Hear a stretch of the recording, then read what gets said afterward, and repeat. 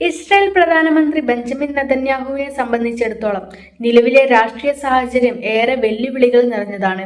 ഇറാനുമായുള്ള വെടിനിർത്തൽ കരാറിനെതിരെ അദ്ദേഹം ശക്തമായി വിയോജിപ്പ് പ്രകടിപ്പിച്ചിരുന്നുവെങ്കിലും അന്താരാഷ്ട്ര സമ്മർദ്ദങ്ങൾക്കും അമേരിക്കൻ നിലപാടുകൾക്കും മുന്നിൽ ഇസ്രായേലിനെ മുട്ടുമടക്കേണ്ടി വന്നാണ് പുതിയ റിപ്പോർട്ടുകൾ സൂചിപ്പിക്കുന്നത്.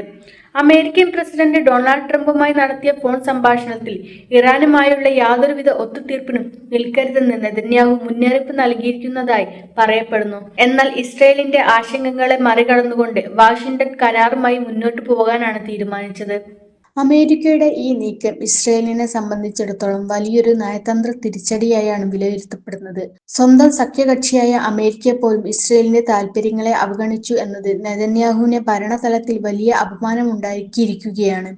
പ്രത്യേകിച്ചും ആഭ്യന്തര രാഷ്ട്രീയത്തിൽ വലിയ പ്രതിസന്ധികൾ നേരിടുന്ന സമയത്ത് ഇത്തരമൊരു ഒറ്റപ്പെടൽ അദ്ദേഹത്തിന്റെ പ്രതിച്ഛായയ്ക്ക് മങ്ങലേൽപ്പിച്ചു. വാഷിംഗ്ടണിന്റെ തീരുമാനത്തിന് പിന്നാലെ മനസ്സില്ലാ മനസ്സോടെയാണെങ്കിലും ആ തീരുമാനത്തെ പിന്തുണയ്ക്കാൻ ഇസ്രായേൽ നിർബന്ധിതരായി മാറുകയാണുണ്ടായത്. കരാറിനെ സംബന്ധിച്ച വ്യാഖ്യാനങ്ങളിൽ നിലനിൽക്കുന്ന വൈരുദ്ധ്യങ്ങളാണ് ഇപ്പോൾ മറ്റൊരു പ്രധാന ചർച്ചാ വിഷയം. ഈ വെടിനിർത്തൽ കരാർ ലെബനനെ സംബന്ധിക്കുന്ന ഒന്നല്ലെന്ന് നെതന്യാഹു അവകാശപ്പെടുന്നു. ലെബനിലെ ഹിസ്ബുള്ളയ്ക്കെതിരായ സൈനിക നടപടികൾ തുടരാൻ ഇസ്രായേൽ പ്രതിരോധ സേനയ്ക്ക് അനുവാദമുണ്ടെന്നും അദ്ദേഹം വ്യക്തമാക്കുന്നു.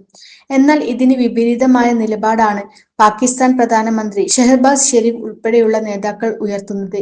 ഈ വെടിനിർത്തൽ ലെബനൻ ഉൾപ്പെടെ എല്ലായിടത്തും ബാധകമാണെന്നാണ് ഷെരീഫിന്റെ പക്ഷം. ഈ വൈരുദ്ധ്യം വരും ദിവസങ്ങളിൽ മേഖലയിൽ കൂടുതൽ സംഘർഷങ്ങൾക്ക് വഴിവെച്ചേക്കാം.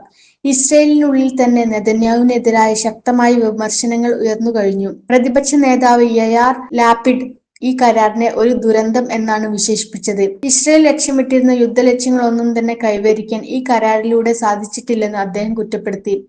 ഇറാനുമായുള്ള ചർച്ചകളിൽ നിന്നും തീരുമാനങ്ങളിൽ നിന്നും നെതന്യാഹു പൂർണ്ണമായും മാറ്റി നിർത്തപ്പെട്ടുവെന്നും ഇത് രാജ്യത്തിന്റെ സുരക്ഷയെ അപകടത്തിലാക്കുമെന്നും ലാപിഡ് വാദിക്കുന്നു. അന്താരാഷ്ട്ര വേദികളിൽ ഇസ്രായേൽ സൈഡ് ലൈൻ ചെയ്യപ്പെട്ടുവെന്നത് നെതന്യാഹുവിന്റെ ഭരണപരാജയമെന്നാണ് പ്രതിപക്ഷത്തിന്റെ ആരോപണം.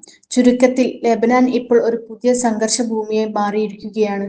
ഒരു വശത്ത് ഇസ്രായേൽ തങ്ങളുടെ സൈനിക നടപടികൾ തുടരുമെന്ന് പ്രഖ്യാപിക്കുമ്പോൾ മറുവശത്ത് അന്താരാഷ്ട്ര സമൂഹം പൂർണ്ണമായ വെടിനിർത്തലിന് സമ്മർദ്ദം ചെലുത്തുന്നു. അമേരിക്കയുടെ പുതിയ നിലപാടുകളും ഇസ്രായേലിലെ ആഭ്യന്തര കലഹങ്ങളും നെതന്യാഹുവിനെ മുമ്പെങ്ങും ഇല്ലാത്ത വിധം പ്രതിസന്ധിയിലാക്കിയിരിക്കുകയാണ്.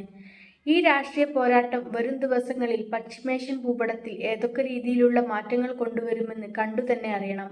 ഇസ്രായേലിന്റെ ഭാവി സുരക്ഷയും നെതന്യാഹുവിന്റെ രാഷ്ട്രീയ നിലനിൽപ്പും ഒരുപോലെ ചോദ്യം ചെയ്യപ്പെടുന്ന ഒരു ഘട്ടമാണിത്.